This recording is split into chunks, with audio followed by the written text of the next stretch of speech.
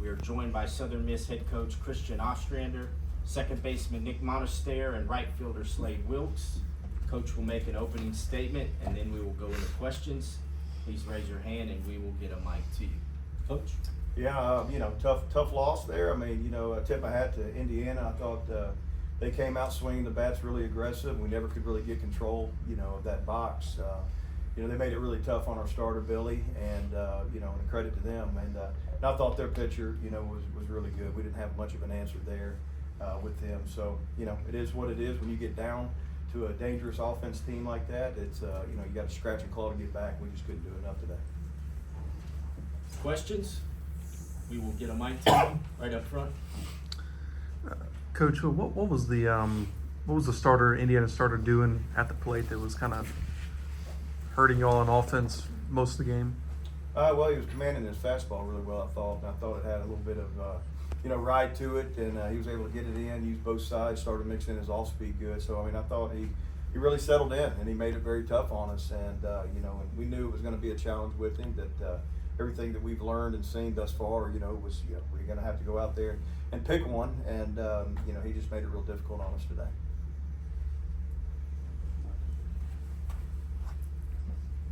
Thank you, Coach. Scott Kirk, WDAM. There's a couple guys on the roster who haven't had this experience yet. How do you think that maybe they can learn from it, having obviously played the game now, kind of getting used to a regional type feel? Yeah, every game you play, every moment, wherever it's at, it's experience, and you grow from it as well. And I thought our guys have done that pretty well this year. I thought they matured as we went and stuff. So, yeah, some guys, this is the first time on this stage, and if there's nerves, I'm sure there is. That's human nature. But at the end of the day, I know these guys are going to be ready to come out and compete tomorrow. And, we got to win to keep our season going. So there's some peace at that, and, some simplicity with that we're excited about, getting to play the next game of the year. For Slade and Nick, when you guys fall behind early like that, how does that affect your mindset? Like, you obviously can't hit and get run home, things like that. Did you guys feel like sort of the added pressure of having to maybe try to do too much to try to get back into it? I thought that, for the most part, we did a decent job getting runners on base. We were just kind of lacking the big hits at moments. We left runners on when, we were a few big hits away from getting back in that ball game, and I think that was kind of the difference, the few big hits we needed. Like you said, you can't hit an 8-run homer, so I think we just got to keep putting at bats together. I know that was a big emphasis in the dugout, one at a time, get base runners, don't do too much, and just try to scratch every inning. To Slade and Nick, you guys dropped the regional opener last year. How much can you guys draw on that and kind of, use that experience to help this team that really hasn't been in that situation before? It's going to be a dogfight. We knew that going in here. Like Coach Anna says, we got to win to keep our season going, and our back's against the wall, and we're going to do whatever we got to do to win and keep winning and get to the Super. Yeah, I think it's just, it's a fight every single pitch. You can't take one pitch off when your back's against the wall like we are now, and it's a war. That's plain and simple. Up front. Coach, can you just speak on Billy's outing? Not the best outing in the final of the conference championship when he came in, and then not the best today. Is it kind of mental for him, or do you think they just were on him? With Billy, it's all about, gaining control of the batter's box and establishing one thing. And had a hard time doing it, and their approach had a lot to do with that in their hitters. And, again, I tip my hat to that. And, that's part of it. That's the battle, between the pitcher and the hitter and calling pitches and so forth. So it is what it is. We wouldn't be here without Billy. He's done a fabulous job for us all year and stuff. And, as much as you want to be, perfect and successful every time, it's hard, So, but no, I just think they made it very difficult for us to, gain some control of that batter's box today. Second row. Coach, just to speak to that pitching staff too, aside from that 2-run homer across Sibley, kind of held things down for you guys, and especially with the important stretch of games coming up, having only used 2 pitchers, how big is that going to be for you guys? That was huge. I told Cross that. I know he's frustrated about that 2-run home run in the ninth, but he was able to give us a chance, up until that point to keep the game close enough and save arms. That's huge when you got to go through a loser's bracket, So we got a lot of, fresh pieces that'll be ready to go tomorrow, and, just look forward to competing again and getting out there, and the most important game of the year is tomorrow. I saw Carson Pato wasn't dressed out. Is he at all available for this regional? No, he's not active, unfortunately. Anything else? Second row.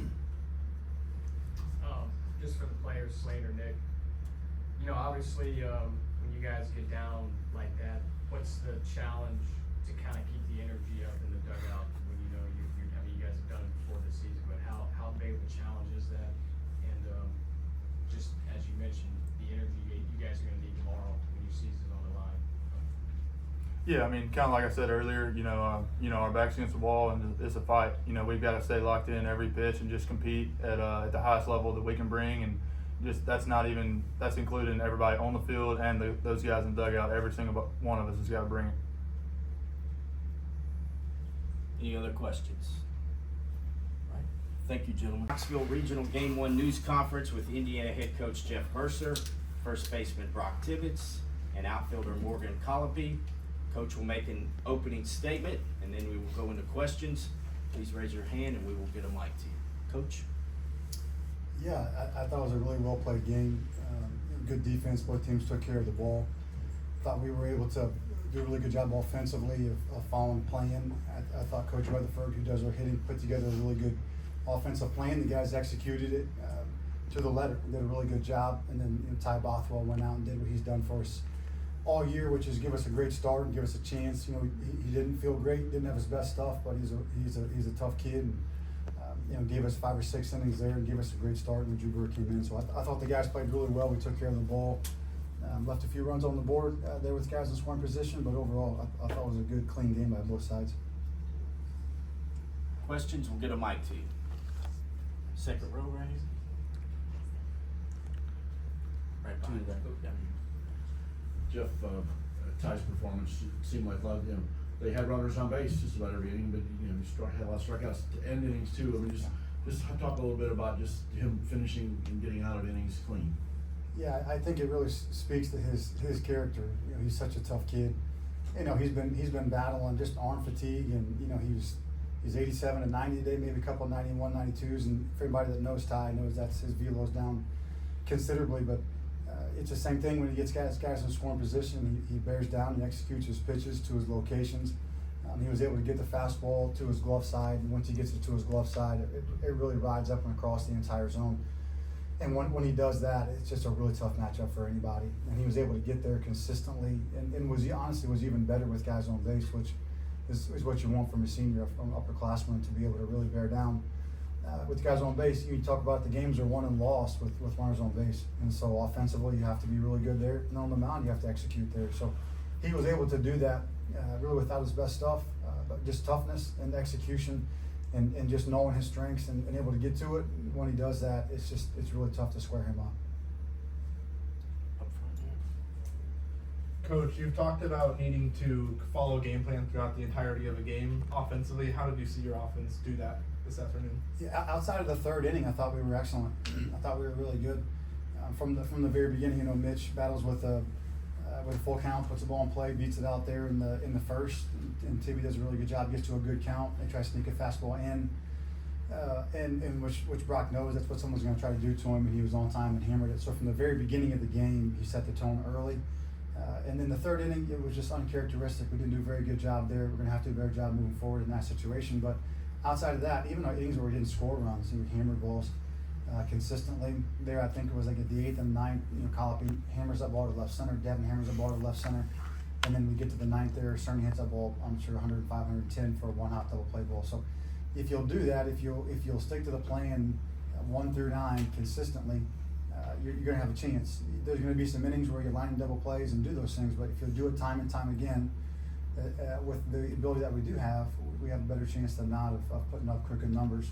We're an offense that's typically, we score in bunches. When we go, and that's predominantly based around the ability to execute, have hard contact to our strengths, and then string those together. So we did a really good job of that. Really, outside of the third inning, I thought we were excellent the entire day. Third row, and then back up front. Coach, Can you speak on, there was a play where your center fielder, Carter, where he went from first to second on a foul infield pop. Yeah. You don't see that very often. Talk about the speed and the hustle and the awareness there. Yeah, you're exactly right. It's something that we spend a lot of time working on. When to tag and when to advance. That's a play that we practice. I'm sure you guys can attest. Like we'll practice and talk about those kind of things. The big one is from second base. Obviously, when to tag and when not. No outs and 1 out. But a lot of times you can advance on the backside. Obviously, we did that there. But I kind of thought he would do that once it was a high fly ball. That there was no reason in foul territory. There's no reason for him to hang. He should go back and tag. As soon as the kid fell down, I assumed that he would advance. But really heads up. And we are athletic. We were able to steal some bases today, and that's not necessarily plan A, but when we have the opportunity to do it, we'll take advantage. We try predominantly with our team speed to those kind of plays. We'll tag and advance on the backside, first and second, tag and advance, or first to third, second to home run singles. We try to really push the pace in that way. And when we do steal, we try to be very low risk, high reward. But that's a play we've talked about a lot. Did a great job. And one more for me for each of the players. Coach talked about the offensive game plan without giving away any state secrets, but in general, what were you trying to do with their pitchers? I mean, it was definitely similar to, some stuff we saw this past weekend against Nebraska in the Big Ten tournament.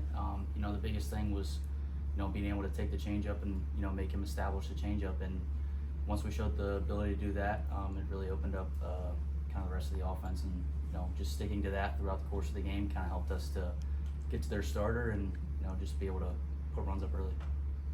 Yeah, kind of what Brock said. Like we just said, eliminate the bad chase and get it in our 3-ball zone, and that's what we did all day. Front row. Brock, you struggled a little bit in the regional last year in Lexington. Did you use any of that as kind of motivation, or what did you change coming into the regional this year? I mean, I think the biggest thing is just, the experience from the regional last year. I mean, it was a great experience in Lexington last year, and obviously I didn't have the performance I wanted to last year. So, I mean, you definitely think about that a little bit going into the regional environment, but, just being able to take it one day at a time and, kind of go from what I felt last week back into kind of applying it this week. And I would say to piggyback on what Brock said, Brock missed 3 or 4 weeks there, a month there in the middle of the season, has been working his way back into it. But you could tell in the last week or two, he was starting to really put some good swings on. I moved him up to the 4-hole today, really just because he had been so good in our workouts all week. So credit to him, not only, last year, but the last couple of weeks, he's really grinded hard to get back into playing shape. And today was obviously a big day for him and for us. For Morgan, just Brock too, you've been around Ty Bothwell for a long time now. I mean, when you see him battle through what he battled through today and give you guys, 5+ scoreless before that, just how good do you feel personally for him? I mean, when we see Tyler now, we're pretty comfortable. I mean, as Coach kind of talked about, he's kind of dealing with like some arm fatigue and some injuries, and he's still out there battling. I mean, he's still like gross with, even if he's at like 80%, which is just amazing to have him out there. And I've been on the team with him for 4.5 years now, and it's great for him. Yeah, he's just one of those guys that is going to go out there and compete, no matter what. He could be, hobbling on one leg. He's got like half an arm. So, I mean, just going out there and really just competing for, the name across front of his chest. And, that's really all you can ask for. Third row. Morgan, it's been a while since we've seen you in the lineup before the Big Ten tournament. There was a gap there. What did you do to stay ready? You had 3 RBIs today. It looked like you didn't miss a beat. We just have a good plan with our drill work and our everyday work that we do in the cages. So just staying consistent with that and just being ready for whenever my name's called. I would say this with Morgan. The confidence to put Morgan in the lineup. So Devin's shoulder bothers him. He has to DH. Morgan's still the first guy in the cage every day doing his drill work. Hasn't played in weeks. He's the first guy doing his drill work. He's the first guy on the spin ball. He doesn't hide from the drill. He works his tail off. And so as a coach, when you have a guy that you trust personally and you know he's done the work every day, we kind of talked about it this morning, and finally, it really wasn't a question if we were going to try to play Devin or not. I told the guys, the coach before the game, I think Morgan's going to have a big day. I trust him. He had great at-bats. He had a great work week. He's worked his tail off. And when you trust going into these environments, when you trust the people you're going in there with, it gives you a ton of confidence to write his name in the lineup. And he came up and he did exactly what we thought he would do, come up and have a really good game. Second row and then back up front. Coach, in that first inning, obviously you're in the dugout, kind of feeling everything. Southern Miss is a team that has a lot of postseason experience, just like you guys last year in regional, but scoring those runs top early, how did that kind of raise the confidence mark going forward? How did you feel the players kind of elevate following that? Yeah, honestly, after the first couple of bats, I thought we were seeing their starter really well, and he's excellent. His numbers are excellent. A ton of strikeouts, a ton of weak contact. The first couple of bats I thought were really good, and I thought we were seeing it well. And I looked over to Coach Glenn in the dugout, and I said, if we'll just stay on this plane, we'll have a really good day. And he just wanted to keep extending. You know, starters, once they kind of get settled, they typically kind of start to roll a little bit, and they kind of get their energy going and they work a tempo and pace. So for Mitchell to battle in that full count, he puts the ball in play, beats it out. It was a really good stopper for them, where you're not going to go 3 up, 3 down. Even though we had good at bats, you get to the 4-hole guy, and then you get to a leverage count. Even if we don't score there, we had good at bats. We got pitch counts up, and we got to a good count. And obviously Brock finished it, but I would say it played out the way that I had hoped it would play out. Now you may line out 3 or 4 times, you may not score runs, but I knew once we were taking some of the pitches that we were taking, the guys were really locked in. They were really good. I mean, we had a chance to score multiple runs. But yeah, once you hit the 2-run homer, everybody kind of breathes a little bit, and then you go. And obviously for your pitcher, he settles in, and you know, if somebody hits a backside solo shot, he doesn't feel like, oh my gosh, I gave up the lead. The other team scored first. So yeah, scoring first there is a big deal. It doesn't always impact the end of the game, but man, it sure gets you off to a good start. You guys all talked about Ty on the bump after the game. He proposed to his girlfriend. Did you guys know in advance, or was there no knowledge? Apparently there was a preseason agreement with Coach that if we made a regional, that he would be doing it at the regional. And when her name popped up, I saw him look right at Coach, and he said, I shook your hand and I'd do it. So we kind of knew it was coming, but then we were kind of all talking to families. We look around at Ty and his girlfriend there. Super excited for them. Yeah, Ty's like family to me. I mean, Ty, my dad and Mark Bennett, a local pastor, do a Bible study on Monday nights, and Ty's been there every Monday for like 4 years. He's leading the charge, and so his girlfriend Makila and my wife are friends. You know, you're with somebody for 6 years, they're a part of your family. And so he told me, you know, I knew that he was buying a ring months ago, a year ago, and so then we kind of were talking here in the last couple of weeks, and he went and bought the ring a couple of weeks ago, and I told him, like, you need to propose to her, you know, around the team, and we kind of talked about it, and then I said, if we make her regional, you gotta make me a bet. If we make her regional, you have to propose to her at the regional, and he got flushed. And I had a pretty good idea we were going to make it, and when I made the bet, so I kind of had some inside information on all the prognostications were coming out, and you could see all the numbers. We were trending in that direction, so I had a decent idea. And then we talked about it, and we shook on it. I said, no, you're going to shake on it. You're a man of your word. He said, I'm a man of my word. So we shook on it, and then we were the first bracket that pops up. So our Indiana comes up, and so I made eye contact with him, and he was like, oh my gosh, I can do this. He's a man of his word. He went out and posted and through a gym, and then, you know, obviously she's a wonderful young woman. He's a wonderful kid. They'll be have an incredible family and be great members of our program forever in society. So I couldn't be happier for either one of them. Man, they are awesome human beings. One last question. You started last year with a win as well, but it was done differently. Last year you had kind of a lot of taking advantage of West Virginia with some errors, some wild pitches that you scored on. This time it was all you guys with a lot of good hitting. Can you talk about the difference between being in a game like last year where there's a lot of taking what they're giving you versus you producing it? And then also, similar to that, you have more pitching available now with getting the long start from Ty versus the injury. So can you just talk about the difference between the two and how, you know, taking what they gave you last year with some mistakes versus this year just knocking the cover off the ball? Yeah. I think Brock alluded to this. You know, last year, the kid from West Virginia and their starter today were really similar. Pitchability guys that were going to throw multiple pitches in any count, a lot of change-ups, and so I think that probably helped us to have seen that before, been in this environment, and understand what it's going to take to be able to score and put up cricket numbers. And you were right.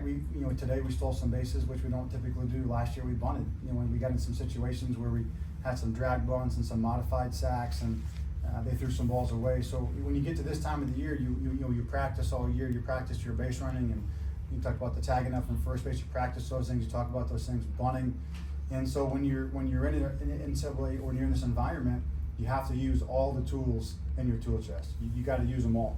And so today we were able to kind of get in front and hit the ball well.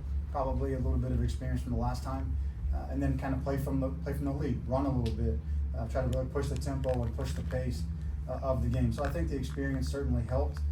Anytime that you're playing against really good teams, last year we were a 3 seed, now we're a 3 seed, so you're playing someone that the national audience thinks is better than you, and that's not a chip on your shoulder.